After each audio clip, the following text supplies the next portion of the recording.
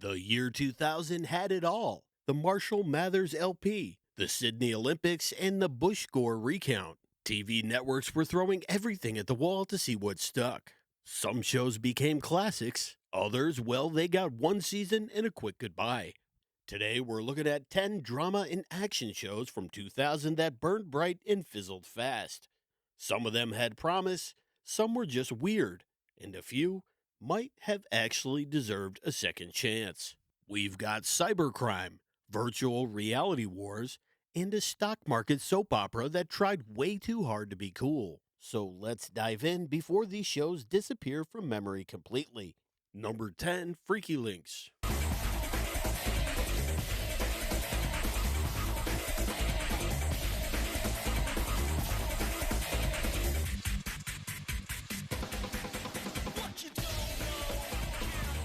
What if the X-Files and early 2000s internet conspiracy forums had a baby?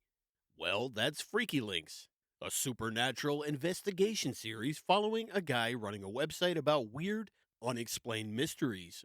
Basically, it was BuzzFeed Unsolved before YouTube existed.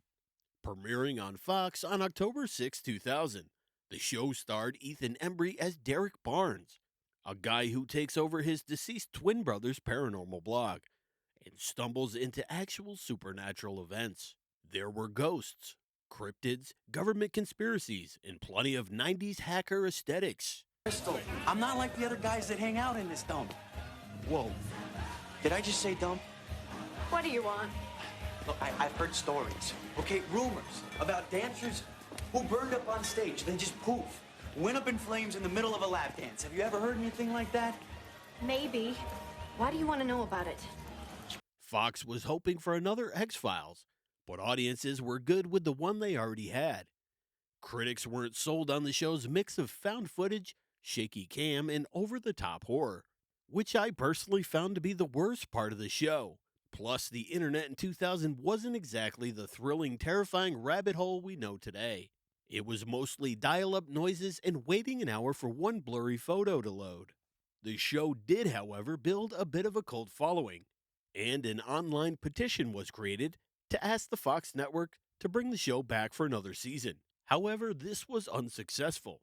Freaky Links was later re-released on Chiller. Fun fact, the show was co-created by Greg Hale and David Goyer, two guys responsible for the Blair Witch Project and later the Dark Knight trilogy. So yeah, they went on to bigger things, but Freaky Links remains a weird little time capsule of early internet paranoia. The full season is available for free on the Internet Archive to view or download. Number 9, Level 9.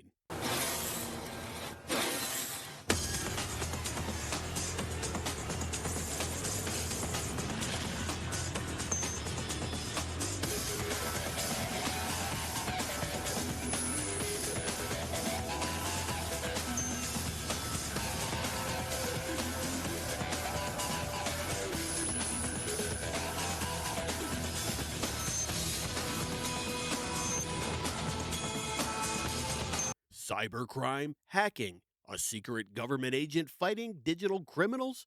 Sounds ahead of its time, right? Well, audiences in 2000 didn't think so, because Level 9 disappeared faster than a pirated MP3 on Napster. The show followed a team of elite government hackers working for Level 9, a top secret division of the FBI. They battled cyber terrorists, rogue AIs, and all the dangerous things lurking in the internet's dark corners.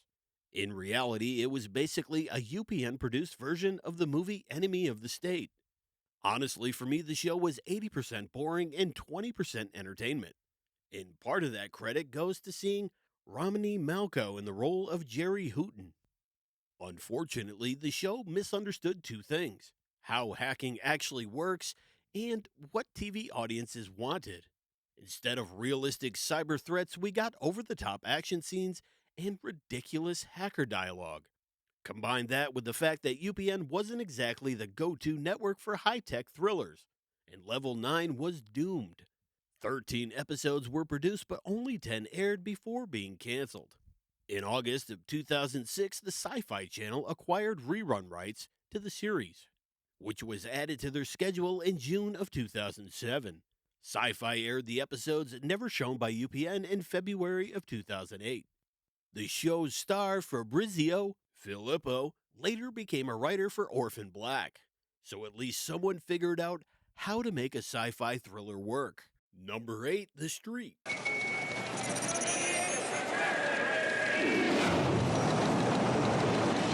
Making its premiere November 1st, 2000 on Fox and was quickly canceled on December 13th. 12 episodes were produced, but only 7 made it to air before being canceled. Imagine Wolf of Wall Street meets Melrose Place. Now imagine nobody watched it. Well, that's The Street, produced by Darren Star of Sex and the City. This show followed young stockbrokers navigating the high-stakes world of Wall Street while dealing with personal drama. It had greed, betrayal, and plenty of 2000-era corporate buzzwords. And if you're a driver, you should have filled those gas tanks. Wouldn't that be insider filling? Always with the zinger, Mr. Kenderson. Why it failed? Well, first off, the character Freddy is straight up annoying. You're gonna go downstairs. Right outside is a subway entrance, okay? You're gonna take the 2 train about 5-6 stops to Bergen Street. A couple blocks down on your right is the place. Greenblatt's Bagels. And You want me to go to Brooklyn to get you a bagel? no, 2 bagels, my friend. You know, you gotta pay attention, okay? Because it's all in the details. Anyone for a bagel? Yali? Nope. No, really, you guys? Oh, look at that. It's an easy order. It's your lucky day. Like, what, Sherman? Come on, get a move on. I'm timing you.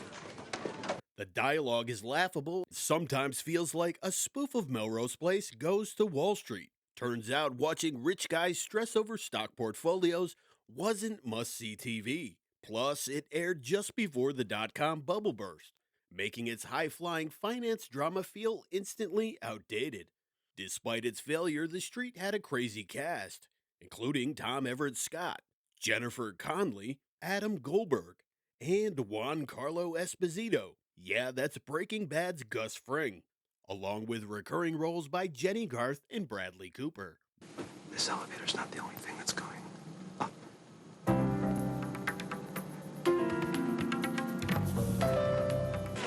Saw you in the elevator. Oh, good. That's what I thought that was. Number 7, Titans. 90210 is sadly over. Melrose Place is off the air. Wednesday nights, where will you get your fix? Go on, give your new mom a hug. From producer Aaron Spelling. Don't. My makeup. Titans. Rich people, scandals, and over-the-top drama. Titans was NBC's attempt to bring back the Dynasty vibe, but instead crashed like a bad stock investment. The series was a primetime soap about a wealthy, powerful family filled with secrets, betrayals, and dramatic zoom-ins. It even starred Yasmin Bleeth, fresh off of Baywatch. It had all the ingredients of a guilty pleasure hit, but somehow it was neither guilty nor a pleasure. You have 5 seconds to explain yourself. I am just as shocked as you. I had no idea that you were related to Richard. You're marrying him. I'm marrying him because I love him. Yeah, well, 2 months ago in Hawaii, we were lovers, or have you forgotten? Your name was Williams. Do you realize how many Williams there are in the phone book? There's got to be thousands. You and I, we never discussed our families. Do you have any idea what I went through after? Plus, NBC pulled the plug mid-season, leaving some storylines hanging on a cliffhanger. Titans premiered Wednesday, October 4th, 2000 on NBC before the Season 2 premiere of The West Wing. But due to inconsistent numbers, it was moved to Mondays, starting with its 9th episode on December 4th, 2000. Titans attracted only 6.6 million viewers for its Monday debut and was effectively canceled the next day, with NBC announcing they would not be ordering additional episodes. Though the remaining 4 produced episodes were expected to be aired, only 2 were broadcast in the United States, the last on December 18th, 2000. Fun fact, John Barrowman was in Titans before he became Captain Jack Harkness in Doctor Who. So hey, at least one good thing came out of it. Number 6, The Fugitive.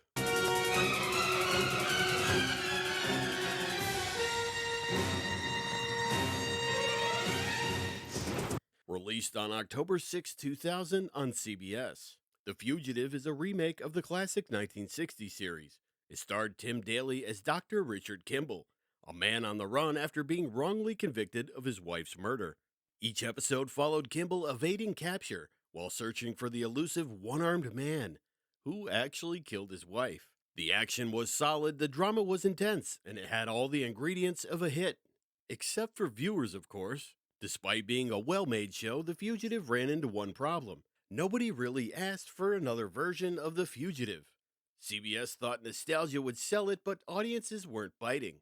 Plus, airing it opposite Law & Order was like challenging Mike Tyson to a boxing match. The series ended on a cliffhanger where shots rang out and the screen went black, setting up the story for a season 2. Unfortunately, it just never came. 22 episodes were produced, all of which aired during its original run. Number 5, Freedom.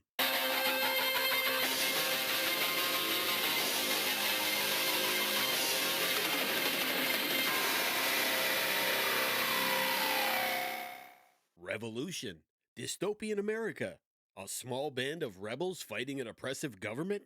Sounds cool, right? Well, apparently UPN didn't think so. Set in a near-future America, where the government has been overthrown by a military coup. Freedom followed a group of escaped prisoners turned rebels, trying to restore democracy. Think Red Dawn meets the A-Team, but with way more leather jackets. Despite having a solid action premise, the show struggled with pacing, low-budget effects, and UPN's general inability to hold on to a show longer than 10 minutes. Fun fact, one of the main stars later found success in Mindhunter, a show that, actually lasted more than one season. We're gonna do just fine. Isn't that right, Lacey? I'm not worried. I'm a survivor.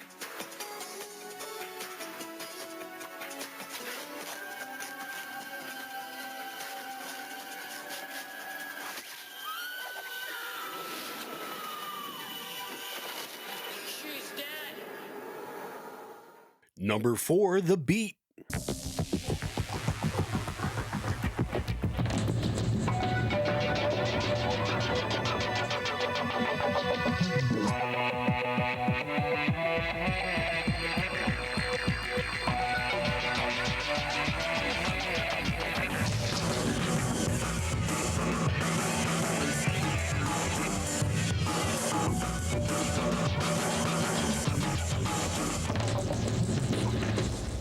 This show had potential but got lost in the shuffle.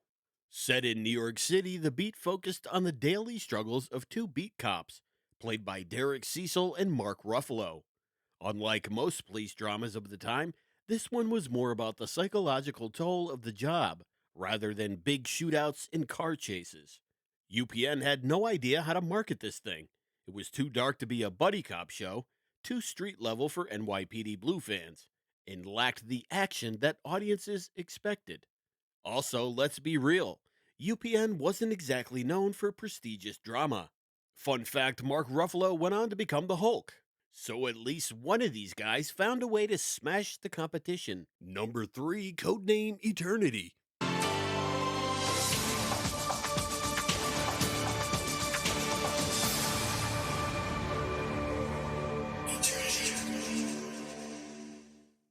Aliens, secret agents, and a battle for the fate of humanity. Sounds like a hit, right? Well, not quite. Codename Eternity was a Canadian sci-fi action show that tried to mix the X-Files and the Matrix, but ended up more like a late-night rerun nobody remembered ordering. The story followed Nathaniel, an alien who escapes to Earth after discovering that his own people plan to wipe out humanity. Teaming up with a psychologist, he goes on the run, while battling an evil alien agent named Banning, who is determined to hunt him down and complete the invasion plan. For a show about an intergalactic conspiracy, it sure looked like it was shot in abandoned office buildings and parking garages. The low-budget effects and awkward dialogue didn't help either. Plus, while the X-Files had people glued to the screen, Codename Eternity mostly had people asking, "Wait, what channel is this on again?" Fun fact, this was one of many Canadian sci-fi shows that found a cult following years later. If you love low-budget sci-fi with weird charm, this one's got 90s computer graphics and questionable fight scenes galore.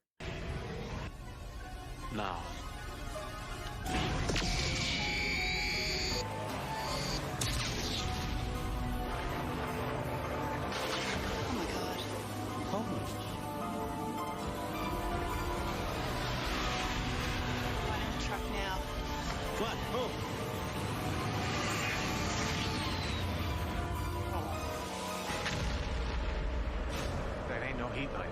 truck.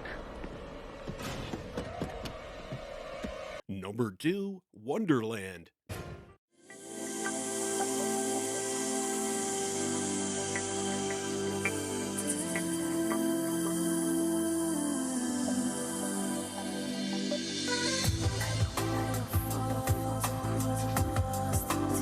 Before Grey's Anatomy made hospitals sexy and dramatic, Wonderland tried to make psychiatric hospitals dark and intense. Unfortunately, ABC pulled the plug almost immediately, making this one of the shortest lived shows on our list.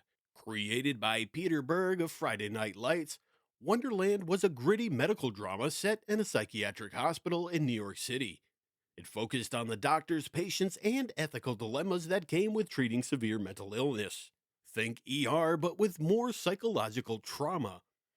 The show had an impressive cast, including Ted Levine from Silence of the Lambs, Buffalo Bill, Michelle Forbes from 24 and Battlestar Galactica, and Michael White from Spawn. It also featured a young Peter Berg in an acting role before he went full-time into directing. ABC aired exactly 2 episodes before yanking it off the schedule, which is about as much time as you give a blind date before faking an emergency text. The show was too dark for network TV at the time, and audiences weren't quite ready for a brutally realistic take on mental health care. Years later, all 8 episodes eventually aired on cable, and the show gained a cult following among fans of serious medical dramas. If it had premiered a decade later, it may have found a home on HBO or Netflix. Number 1, C16 FBI.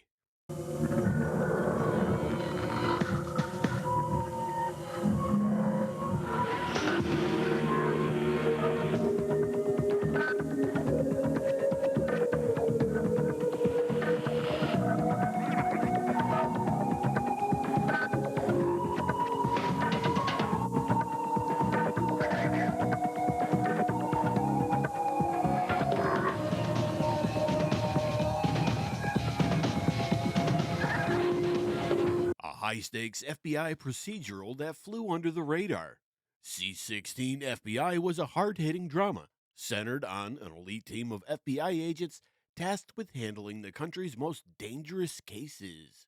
Unlike your standard police procedural, this show focused on the emotional and psychological strain of working for the Bureau, offering a grittier, more personal look at federal law enforcement. The show starred Eric Roberts as Special Agent John Olansky, a seasoned agent with a no-nonsense attitude, and a team of specialists who each brought a different skill set to the table. If there's one thing TV networks in the late 90s and early 2000s loved, it was a crime drama. Unfortunately, audiences were already swimming in shows like Law & Order and NYPD Blue, and C16 FBI didn't do enough to stand out. The show had solid action and strong performances, but ABC seemed unsure of how to market it. Was it a serious drama? A fast-paced thriller? A character-driven cop show?